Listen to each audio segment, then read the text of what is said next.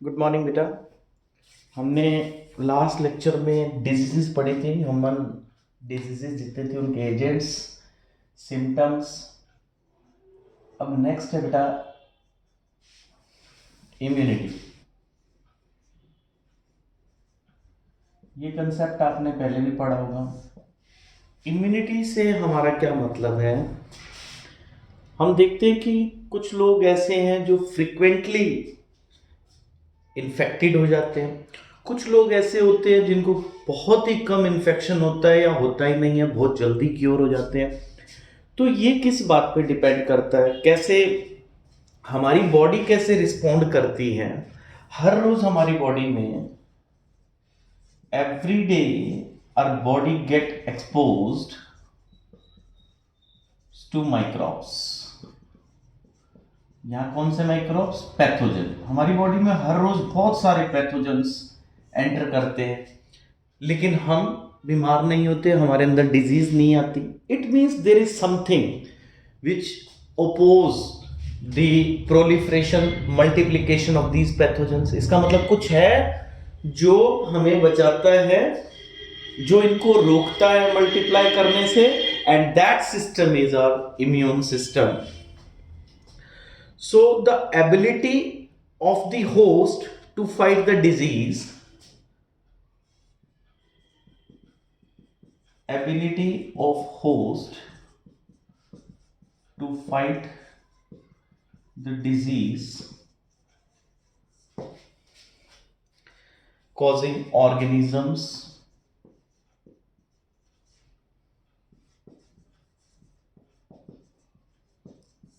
the ability of the host to fight with the disease causing organisms conferred by our immune system.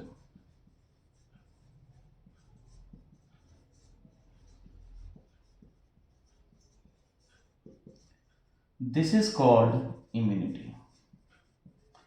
This ability is called as immunity. ये जो हमारी ability है कि हम disease causing agent यानी pathogen से fight करती है हमारी बॉडी, उसको ओपोज करती है, उसको किल करती है, उसको मल्टीप्लाई नहीं करने देती। इस एबिलिटी को कहते हैं इम्यूनिटी, और जो सिस्टम इसमें काम कर रहा है that is called as immune system. So हमारे इम्यून सिस्टम को हम दो पार्ट में डिवाइड करते बेटा. तो कुछ इम्यूनिटी तो हम सब में कॉमन है, जैसे बाय बर्थ हम में सब में एक जैसी है. जो अभी बच्चे का जिसका बर्थ हुआ है और हम लोगों में बाय बर्थ जो सेम आती है, हर एक ह्यूमन बीइंग में इक्वल है, that is called as innate immunity. This is called innate immunity. And the immunity which is acquired after the birth is called as acquired immunity. Second immunity, acquired immunity. ये immunity तो हम सब में, ये immune system तो हमारा एक जैसा है, सब में स्किन है, सब में म्यूकस मेम्ब्रेन है, सबके अंदर टीयर्स में लाइसोजाइम है, नेजल सिक्रीशन है, vaginal secretion, everyone with the same type of defense system. That's called as innate immunity. And those who are exposed to the specific pathogen, they get developed with a specific kind of immunity that is called as acquired immunity. वो लोग जिनको एक particular infection होगा, उनके अंदर एक खास immunity पैदा हो जाएगी बेटा, स्पेसिफिक इम्यूनिटी, उसको कहेंगे एक्वायर्ड इम्यूनिटी. अब डिस्कस करते हैं पहले इनेट इम्यूनिटी को, जो हम सब में एक जैसी है, that is innate immunity. Innate immunity को आप नॉन स्पेसिफिक डिफेंस सिस्टम भी कह सकते हो. नॉन स्पेसिफिक क्यों कह रहे हैं हम इसको? क्योंकि ये सबके अगेंस्ट काम करता है. स्किन सबको ही रोकती है, जैसे फिजिकल बैरियर है हमारा, स्किन के थ्रू कोई भी पैथोजन एंटर करेगा, चाहे वो वायरस है, बैक्टीरिया है, फंगस है, प्रोटोजोआ है, सबको. इसलिए नॉन स्पेसिफिक, कोई आया उसको रोकने का काम करेगा. और एक्वायर्ड क्या होगी? स्पेसिफिक इम्यूनिटी, वो कुछ खास पैथोजन के लिए होगी, जैसे किसी पर्टिकुलर बैक्टीरिया को रोक रही है, तो वो क्या होगी? Acquired immunity. इसको डिटेल में पढ़ेंगे.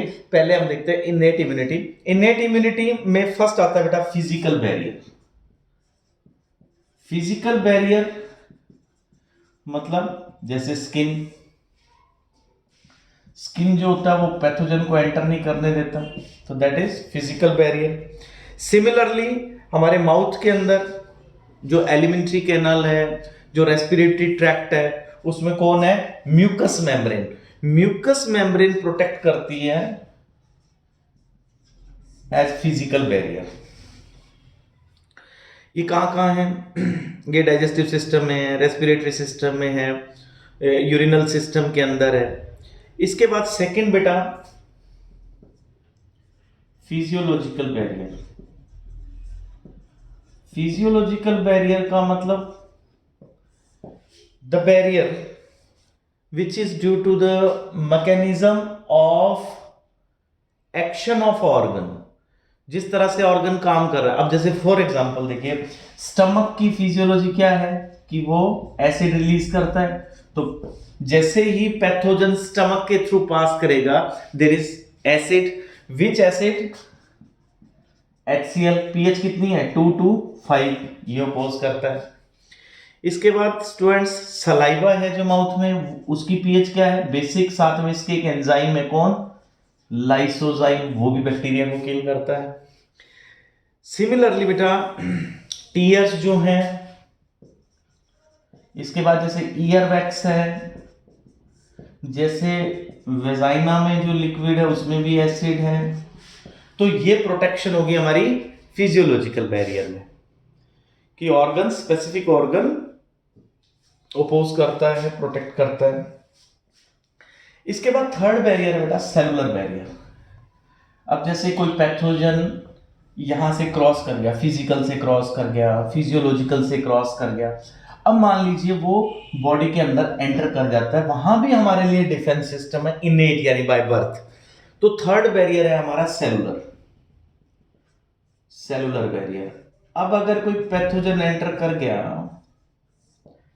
किसी भी ट्रैक से कर गया, जैसे कट लग गया स्किन पे, बर्निंग हुई, तो जैसे एयर टच करती है, एयर के साथ माइक्रोब्स पैथोजन एंटर कर जाएगा।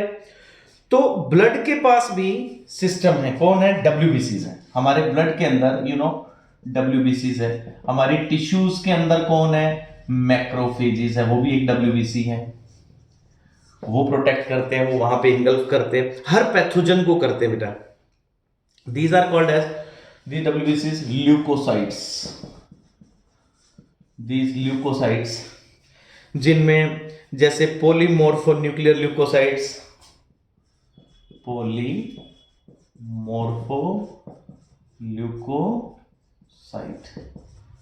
पॉलीमॉर्फोल्यूकोसाइट कौन है ये बेटा? PMNL न्यूट्रोफिल्स हैं बेटा। ये नॉन स्पेसिफिक है, मतलब हर तरह के पैथोजन पे अटैक करता है। पॉलीमॉर्फोन्यूक्लियर है बेटा, यहाँ पे पॉलीमॉर्फोन्यूक्लियर ल्यूकोसाइट्स। उसके बाद बेटा हमारे ब्लड में जैसे मोनोसाइट्स हैं, वो भी नॉन स्पेसिफिकली किल करते हैं पैथोजन को। तो देखो, बाय बर्थ हमारे पास स्किन है, म्यूकस मेम्ब्रेन है, फिजियोलॉजिकल बैरियर है। अगर उनको क्रॉस करते हुए पैथोजन ब्लड तक चला गया, तो वहां पे न्यूट्रोफिल्स हैं, मोनोसाइट्स हैं। टिश्यू में जो, जैसे मान लो स्किन के नीचे गया, जैसे ये स्किन है, यहाँ पे हमारा कौन सा टिश्यू है? एपिथेलियल टिश्यू में जैसे ही कोई पैथोजन एंटर करेगा, तो यहां जो WBCs हैं वो कौन है? मैक्रोफेजेस। लोकल जो वही टिश्यू के अंदर ही है, और वहां से फिर नीचे ब्लड में चला जाए, जैसे यहाँ ब्लड वेसल है, इसके अंदर पैथोजन एंटर कर जाए, तो यहाँ पे कौन है? मोनोसाइट्स हैं और न्यूट्रोफिल्स हैं। तो ये इनकाउंटर करते हैं। इसके बाद बेटा अगर वायरस आता है, वायरस के अगेंस्ट हमारे पास इनेट इम्यूनिटी होती है। इनेट इम्यूनिटी वायरस के अगेंस्ट कैसे काम करती है? वो होती है बेटा cytokinin barrier. Fourth, this is cytokinin barrier. ये कैसे काम करती है? वायरस के अटैक होने पर, जैसे वायरस कैसे अटैक करता है? वायरस बॉडी के बाहर नॉन लिविंग है, बॉडी में जाने के बाद लिविंग फीचर है उसके। कैसे? वायरस हमारे होस्ट सेल की मशीनरी यूज करता है। होस्ट सेल की मशीनरी कैसे यूज करता है? जैसे ये सेल है, इस सेल के ऊपर कोई वायरस जब अटैक करेगा तो वो अपना जेनेटिक मटेरियल अंदर भेजता है। उसका जेनेटिक मटेरियल हमारी मशीनरी यूज करेगा। हमारी कौन सी मशीनरी यूज करेगा? राइबोसोम्स को यूज करेगा। राइबोसोम्स को यूज करके वो प्रोटीन सिंथेसिस करवाएगा। प्रोटीन सिंथेसिस करवाने के बाद यहाँ पे वायरसेस, नए वायरसेस डेवलप होंगे ऐसे। फिर क्या होगा? ये इस सेल को बस्ट करेंगे और फिर नेक्स्ट सेल पे अटैक करेंगे। ये जनरल मैकेनिज्म है वायरस का अटैक करने का। तो ये सेल, ये वाली होस्ट सेल एक प्रोटीन रिलीज करती है, that is called as, this cell releases interferon. अब ये इंटरफिरोन क्या करता है? नेबर की जो सेल्स हैं उनके ऊपर जैसे इंटरफिरोन आके कंबाइन करता है, वायरस अटैक नहीं कर पाता। वो जो इंटरफिरोन किसने रिलीज किया? जो बस्टिंग सेल थी, डाइंग सेल थी ये वाली हमारी। इसमें जैसे वायरसेस बने, वायरसेस जैसे सेल से बाहर आएंगे तो यहां से एक प्रोटीन रिलीज होगा, that is interferon, and this interferon will protect the nearby cells from the attack of this virus. तो ये सिस्टम है बेटा। इसी तरह हमारे ब्लड में कॉम्प्लीमेंट्री प्रोटीन्स भी होते हैं। हमारे ब्लड के अंदर 20 टाइप्स के प्रोटीन्स हैं जो नॉन स्पेसिफिकली पैथोजन को अपोज करते हैं, एनकाउंटर करते हैं। तो ये सब डिफेंस सिस्टम में आपने देखा कि सब में एक जैसे हैं। So that's why this system is called as non-specific immune system, innate immune system. और इस ability को हम क्या कहेंगे? Innate immunity. Now second is acquired immunity. Acquired immunity कौन सी होगी? जो after birth आएगी। Acquired immunity. Acquired immunity क्या होती है कि जैसे ये एक पैथोजन है स्पेसिफिक, ये पैथोजन ए है, कोई भी बैक्टीरिया, वायरस, ये जब अटैक करता है, मान लीजिए ये सारे बैरियर्स को क्रॉस करता हुआ हमारे ब्लड तक पहुंचता है, तो इसको इनकाउंटर करने के लिए अभी मैंने आपको बताया था ब्लड में क्या होता है? मोनोसाइट्स। मोनोसाइट्स क्या करती हैं? देखो, पैथोजन जो आता है उस पैथोजन के सरफेस के ऊपर जो प्रोटीन्स लगे हुए हैं, ये इन प्रोटीन को कहते हैं एंटीजन। इन्हीं एंटीजन से ही बॉडी आइडेंटिफाई करती है कि यस ये मेरा नहीं है। बॉडी में एबिलिटी, अब देखो वायरस का या बैक्टीरिया का, जैसे ये बैक्टीरिया एक सेल है, अब बॉडी को कैसे पता लगेगा कि ये एक पैथोजन है? कोई सिस्टम है ना, तो वो सिस्टम इसके प्रोटीन से आइडेंटिफाई करता है बेटा। ये वाला सिस्टम है। ये जो इसके सरफेस के ऊपर प्रोटीन्स हैं, ये इनको बॉडी क्या करेगी? ये नॉन सेल्फ मानती है कि मेरे प्रोटीन्स नहीं है। इट मींस ये पैथोजन है। इसका मतलब अगर एक पर्सन का ब्लड ग्रुप बी है और उसको ए वाले ब्लड ग्रुप आप इंजेक्ट करते हैं, तो ए का मतलब इसके ऊपर अलग प्रोटीन है, बी का मतलब अलग प्रोटीन है। जैसे इसका प्रोटीन ऐसा है, इसका प्रोटीन ऐसा। जैसे ये ए ब्लड ग्रुप इसमें जाएगा तो इस बी वाले की WBC इसको क्या कहेंगी? एंटीजन, और वो इसको क्या मानेंगी? पैथोजन। तो इसलिए हम ब्लड ग्रुप मैच करते हैं। अगर आप डिफरेंट ब्लड ग्रुप इंजेक्ट करते किसी में, तो वो उसको बॉडी उसको क्या ट्रीट करेगी? As a pathogen. B blood group वाले पर्सन में आप ए ब्लड ग्रुप इंजेक्ट करते हैं तो वो पैथोजन की तरह काम करेगा। तो अब जैसे ही बॉडी इसको, ये पैथोजन आया है, इसके सरफेस पे क्या है? ये प्रोटीन्स हैं। इनको क्या कहा हमने? एंटीजन। तो ये मोनोसाइट क्या करती है? ये इस एंटीजन को अपने सरफेस पे अटैच करवाती है। इसको क्या कहेंगे अब हम? Flag cell. ये फ्लैग सेल मैसेज लेके गई कहां पे? बोन मैरो के पास। और इस बोन मैरो से फिर एक स्पेसिफिक WBC बननी शुरू होगी, दैट इज लिम्फोसाइट। अब जो ये लिम्फोसाइट बनेगी, क्योंकि तो ऑर्डर पे बनी है ना, देखिए ये लिम्फोसाइट इस पे अटैक करेगी पैथोजन ए पर, बी पैथोजन, सी पैथोजन, डी पैथोजन के लिए दोबारा बनेंगी। फिर से नया बैक्टीरिया आया, फिर से सिस्टम चलेगा, अगेन बोन मैरो फिर से फॉर्मेशन करेगी। तो लिम्फोसाइट्स जो ये बन रहे हैं, ये स्पेशल बन रहे हैं। किसके लिए? एक पर्टिकुलर इस ए के लिए।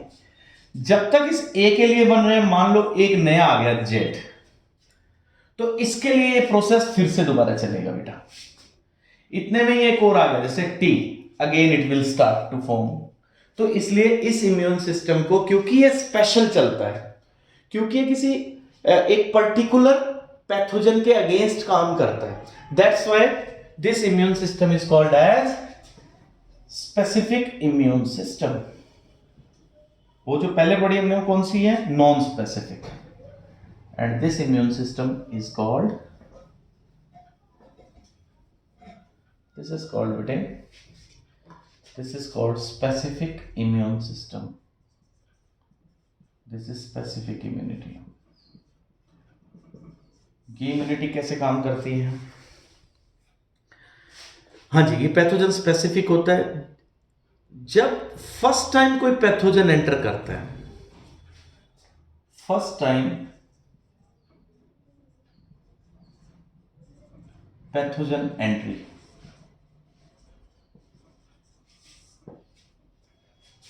जैसे ये एक पैथोजन अभी एंटर कर रहा है, ए पहली बार आया आपकी बॉडी में। अब जो ये रिस्पॉन्स आएगा, जो मैंने अभी बताया था आपको, स्पेशल एंटीबॉडी बनेगी, तो इस रिस्पॉन्स को हम कहेंगे प्राइमरी रिस्पॉन्स। ठीक है, this response is called as primary response. ठीक है, जैसे ये आया, मैसेज गया, लिम्फोसाइट्स बनी, लिम्फोसाइट्स ने इस पे अटैक किया, बोन मैरो में, ये बोन मैरो में मैसेज गया, और यहाँ पे बी सेल और टी सेल बन रही है बेटा। ठीक है, स्पेशल बनी है। ये बी सेल और टी सेल इसके अगेंस्ट काम करेंगी। बी सेल कब काम करेगी? अगर पैथोजन ब्लड में है, पैथोजन ए अभी ब्लड में है, तो कौन काम करेगा? B cell. कैसे काम करेंगी? बी सेल दो पार्ट में डिवाइड करेगी बेटा। एक बनाएगी प्लाज्मा सेल और एक बनाएगी मेमोरी सेल। प्लाज्मा सेल एक प्रोटीन बनाएंगी, उनको क्या कहेंगे? एंटीबॉडी। और ये एंटीबॉडी ब्लड में अगर ये पैथोजन मिलता है तो इस पे अटैक करेंगे कहीं भी। तो अब मान लीजिए इसने इस पे अटैक किया, इस पैथोजन को किल कर दिया, फिनिश हो गया, दैट्स ओवर। यही पैथोजन दोबारा आता है, यही पैथोजन ए कुछ टाइम बाद फिर से आता है। अब ये पूरा प्रोसेस नहीं चलेगा। अभी जो मेमोरी सेल्स हैं, इनको इसकी आइडेंटिटी पता है। जैसे ये बॉडी में एंटर करेगा, मेमोरी सेल क्या करेंगी? प्लाज्मा सेल बनाएंगी और तुरंत एक प्रोटीन बनाएंगी, दैट इज एंटीबॉडी। और ये बड़ी तेजी से फास्ट काम करेगा। इस बार ये फास्ट वर्क करेगा, पहले क्योंकि इसको बनने में टाइम लगा था, स्लो एक्ट कर रहा था। ठीक है, अब ये टी सेल किस लिए है? अगर ये इतना काम हो गया, why T cells are there? उससे पहले एक इंपॉर्टेंट क्वेश्चन हो रहा है कि अगर ऐसा होता है कि पहले एक पैथोजन आया, प्लाज्मा सेल से एंटीबॉडी बनी, इसको किल कर दिया, दोबारा अगर आया तो मेमोरी सेल्स इसको किल कर देंगी, तो इसका मतलब अगर एक बार कोई डिजीज आ जाए तो फिर तो कभी आने ही नहीं चाहिए दोबारा। इसका आंसर ये है कि अगर इस मेमोरी सेल का टाइम फिक्स होता है, इसकी एज फिक्स होती है। जैसे किसी डिजीज में 6 मंथ्स है, किसी में 1 ईयर है, किसी में 2 ईयर है, और किसी डिजीज में 100 ईयर्स है। एक बच्चों में डिजीज आती है मम्प्स, उसके लिए जो मेमोरी सेल बनती हैं वो 100 ईयर, मतलब वो एक ही बार आती है, गलफड़े जिसको कहते हैं। तो मम्प्स के लिए ये डिपेंड करता है मेमोरी सेल कितने टाइम की है, उतने टाइम तक दोबारा डिजीज नहीं आएगी। It's confirmed. अब बात करते हैं टी सेल की। ये क्या करती हैं? ये टी सेल कब काम करेंगी? जब ये किसी टिश्यू में चला जाएगा, किसी सेल में। ये पैथोजन, जैसे ये आपकी सेल है, ये ह्यूमन बॉडी सेल है, और ये पैथोजन ए सेल में एंटर कर गया, तो टी सेल्स इसको किल कर देंगे। तो इसका मतलब सेल्स के अंदर कौन किल करेगा? T cells. ब्लड में कौन किल करेगा? B cells. तो जो रिस्पॉन्स फर्स्ट टाइम आया था, जब ये पैथोजन, जो रिस्पॉन्स फर्स्ट टाइम आया उसको क्या कहा हमने? Primary response. और ये दोबारा जब आया, जब मेमोरी सेल से ये बना, तो इसको क्या कहा हमने? Secondary response. और सेकेंडरी रिस्पॉन्स बहुत फास्ट आता है बच्चों, सेकेंडरी रिस्पॉन्स क्विकली आता है। अब जो ये एंटीबॉडीज बनती हैं, ये एंटीबॉडीज कैसी होती हैं? क्या हर डिजीज में एक जैसी बनती हैं?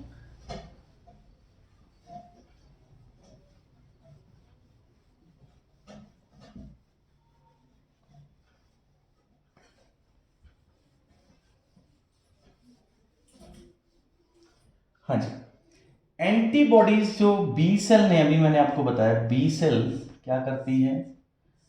दो सेल में डिवाइड करती है। एक तो होती है मेमोरी सेल, और एक होती है बेटा प्लाज्मा सेल। प्लाज्मा सेल किस में डिवाइड होती है?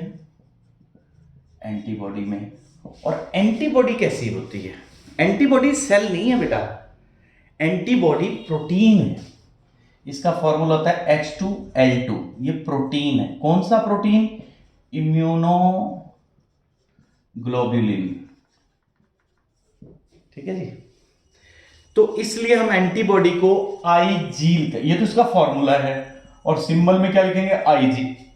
एंटीबॉडीज कितनी तरह की होती है? जैसे एंटीबॉडी ए, एंटीबॉडी एम, एंटीबॉडी ई, और एंटीबॉडी जी। ठीक है जी।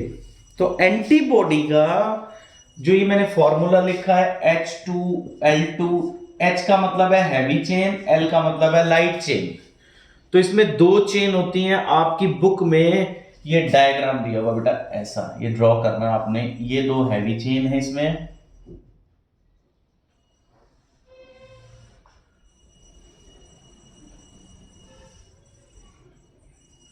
ये हैवी चेन है बेटा, और इनके साथ यहां पे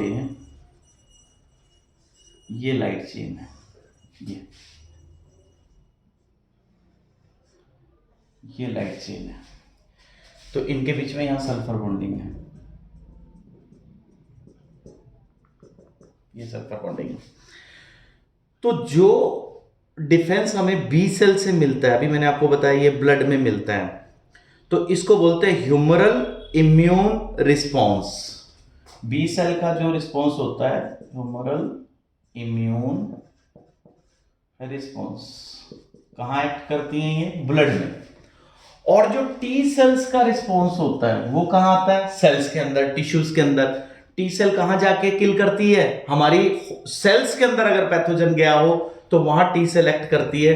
तो इसको बोलते हैं बेटा cell mediated immunity, CMI, cell mediated immunity, cell mediated immunity. Okay बेटा। तो क्योंकि सेल मेडिएटेड इम्यूनिटी टिश्यूज में जाके, सेल्स में जाके अटैक करती है, टी सेल्स ही आपकी बॉडी के अंदर सेल्फ और नॉन सेल्फ को आइडेंटिफाई करती है। टी सेल एंटीबॉडी बनाने में भी हेल्प करती है बी सेल्स की। तो टी सेल्स और बी सेल्स मिल करके आपको स्पेसिफिक इम्यून सिस्टम प्रोवाइड करती हैं कि जो पैथोजन है उसको ब्लड में या सेल्स में किल करने के लिए ये बी सेल्स एंटीबॉडीज बनाती है और टी सेल्स सेल्स के अंदर किल करती है। ये इसकी भी टाइप्स होती है बेटा आगे। सी जैसे साइटोटॉक्सिक किलर सेल्स हैं, जैसे मेमोरी सेल्स टी सेल्स के अंदर भी होती हैं। नाउ नेक्स्ट इज, अब इसके बाद है बेटा active and passive immunity. Active passive immunity कौन सी होगी? अब जैसे कुछ लोगों का इम्यून सिस्टम बहुत क्विकली एफिशिएंटली एक्ट करता है, ठीक है,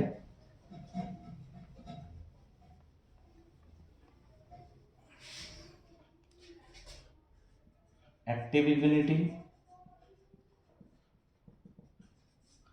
और पैसिव इम्यूनिटी। जैसे कोई पेशेंट है, उसकी बॉडी में जैसे एंटी पर्सन है, कोई पेशेंट नहीं पर्सन है, उसके पास जैसे ही एंटीजन एंटर करते हैं तो उसकी बॉडी रिस्पॉन्ड करती है। रिस्पॉन्ड कैसे करेगी? बॉडी क्या आंसर करेगी? बी सेल बना लेती है, टी सेल बना लेती है, उससे क्या बनते हैं? एंटीबॉडीज बनते हैं। एंटीबॉडीज जो बनती है तो इस तरह का रिस्पॉन्स आता है, तो इसको कहते हैं एक्टिव इम्यूनिटी। ठीक है बेटा। अब अगर बॉडी इम्यून सिस्टम बॉडी का वीक है, नहीं बना रही है, कम बना रही है, तो हम बाहर से, जैसे मान लो एक किसी पेशेंट को स्नेक बाइट का पेशेंट आता है या टेटनस का पेशेंट आता है, ठीक है। अब उस पेशेंट की बॉडी में जैसे मान लो स्नेक पॉइजन है, अब बॉडी जब तक इसके अगेंस्ट एंटीबॉडी बनाएगी तब तक अगर स्नेक पॉइजन ने एक्ट कर दिया तो डेथ हो जाएगी। तो हम लोग क्या करते हैं, रेडीमेड हमारे पास एंटीबॉडीज होती हैं, हम लोग क्या करते हैं, एंटीबॉडी को इंजेक्ट करते हैं उसकी बॉडी में, इंजेक्ट करेंगे बाहर से। तभी तो डॉक्टर पूछता है ना किस तरह का सांप था, बाइट किया तो उस सांप की आइडेंटिटी होनी चाहिए पेशेंट के पास, तो बहुत आसान हो जाता है। तो जैसे कोबरा है, मान लो रेटल स्नेक है, तो उनकी स्पेसिफिक एंटीबॉडीज हमारे पास अवेलेबल है, तो वो स्पेसिफिक एंटीबॉडी जब हम बाहर से इंजेक्ट कर देंगे तो वो इनकाउंटर करेगी स्नेक पॉइजन को, पेशेंट को कोई प्रॉब्लम नहीं है, ठीक हो जाएगा। इस तरह की इम्यूनिटी को कहते हैं पैसिव इम्यूनिटी। अच्छा, मदर जो होती है वो बच्चे को जब मिल्क देती है उसमें भी एंटीबॉडीज देती है। मदर मिल्क में जो मदर का फर्स्ट टाइम का मिल्क होता है तो उसको कहते हैं कोलोस्ट्रम, इसमें कौन सी एंटीबॉडीज है? एंटीबॉडीज है। तो ये कैसी इम्यूनिटी है बेटा? पैसिव। पैसिव का मतलब उसकी बॉडी को आप बाहर से अलग से आप इम्यून सिस्टम के लिए एंटीबॉडीज इंजेक्ट करवा रहे हो, ठीक है। अब इसके बाद एक छोटा सा टॉपिक है वैक्सीनेशन एंड इम्यूनाइजेशन। वैक्सीनेशन, अभी जैसे कोरोना वैक्सीन आपने लगवाई है, ठीक है, उस वैक्सीन में है क्या एक्चुअली? बहुत ही आसान है बेटा। वैक्सीन का मतलब होता है उसमें मेडिसिन नहीं होती, vaccine is not the medicine. Vaccination क्या होगा? Vaccine is not medicine, it's not medicine. अब जैसे हमें कोरोना वायरस के अगेंस्ट हमारी बॉडी में इम्यून सिस्टम को रिस्पॉन्ड करवाना है, हम चाहते हैं कि किसी पर्सन में, जैसे हर बंदे के अंदर क्या हो कि उसका इम्यून सिस्टम एंटीबॉडीज बनवा ले, तैयार हो जाए। जैसे कोरोना आने से पहले ही अगर हमने कोरोना के अगेंस्ट एंटीबॉडीज तैयार कर दी तो बढ़िया हो जाएगा, एंटीबॉडीज इनकाउंटर कर लेंगे। So what we used to do, हम लोग जो पैथोजन है, किसी भी डिजीज का पैथोजन है, जैसे ये एक पैथोजन है, कोई बैक्टीरिया फॉर एग्जांपल, हम इस बैक्टीरिया को किल कर दें तो ऑब्वियसली इसके प्रोटीन तो इसके साथ ही है। अब जैसे ये किल्ड है, हमें कोई प्रॉब्लम नहीं, इन्फेक्शन तो करेगा नहीं। आप बॉडी में इंजेक्ट कर दो, जैसे ही ये बॉडी में जाएगा तो बॉडी को ये जैसे ही इसके प्रोटीन्स मिलेंगे, एंटीजन जैसे आपकी बॉडी में जाएगा तो बॉडी क्या करेगी? एंटीबॉडीज बनाएगी, बॉडी तो रिस्पॉन्ड करेगी उसको। अब क्योंकि ये तो वीक है या डेड है, तो आप अगर किसी की बॉडी में वीक या डेड पैथोजन या उसका एंटीजन डाल दो अकेला, अब हमने बायोटेक्नोलॉजी से एंटीजन भी बनवा लिए, तो आप वीक पैथोजन, डेड पैथोजन या उसका न्यूट्रल टॉक्सिन बॉडी में इंजेक्ट करो तो बॉडी का इम्यून सिस्टम क्या करेगा? एंटीबॉडीज प्रोड्यूस कराएगा। इसको वैक्सीनेशन कहेंगे बेटा। वैक्सीनेशन का मतलब to stimulate the immune system of the person, उसको आप इंट्रोड्यूस करवा रहे हैं एंटीजन से। अच्छा, इम्यूनाइजेशन, पैसिव इम्यूनाइजेशन अभी डिस्कस किया था हमने। दूसरा टॉपिक वैक्सीनेशन के बाद, अब हमारे पास बहुत सारी वैक्सीन अवेलेबल है मार्केट में। कोरोना की अवेलेबल है, जैसे टेटनस के लिए देते हैं, ठीक है। तो अब दूसरा टॉपिक आपकी बुक में आ गया passive immunisation. Immunisation, passive immunisation का मतलब कि जिस केसेस में जैसे स्नेक बाइट के अंदर, टेटनस के अंदर हम लोग पेशेंट को एंटीबॉडीज देते हैं। आपने अगर एंटीबॉडीज इंट्रोड्यूस करवा दी है बॉडी के अंदर, जैसे फॉर एग्जांपल स्नेक बाइट के अंदर पॉइजन के अगेंस्ट, तो ये क्या हो जाएगा, पैसिव इम्यूनाइजेशन। आप उसको पैसिव इम्यूनिटी दे रहे हो, मतलब बाहर से आप उसको एंटीबॉडीज दे रहे हो, उसके सिस्टम की हेल्प कर रहे हो, बाहर से आर्मी भेज रहे हैं हम, ताकि उसकी आर्मी के साथ मिल करके उस पैथोजन को एनकाउंटर करे जो अभी एंटर किया है, ठीक है बेटा। तो यहां तक आपने इम्यूनिटी हमने कंप्लीट पढ़ ली है। पेज नंबर 152 तक अंडरलाइन करना है, लर्न करना है, ठीक है बेटा। Thank you, have a nice day.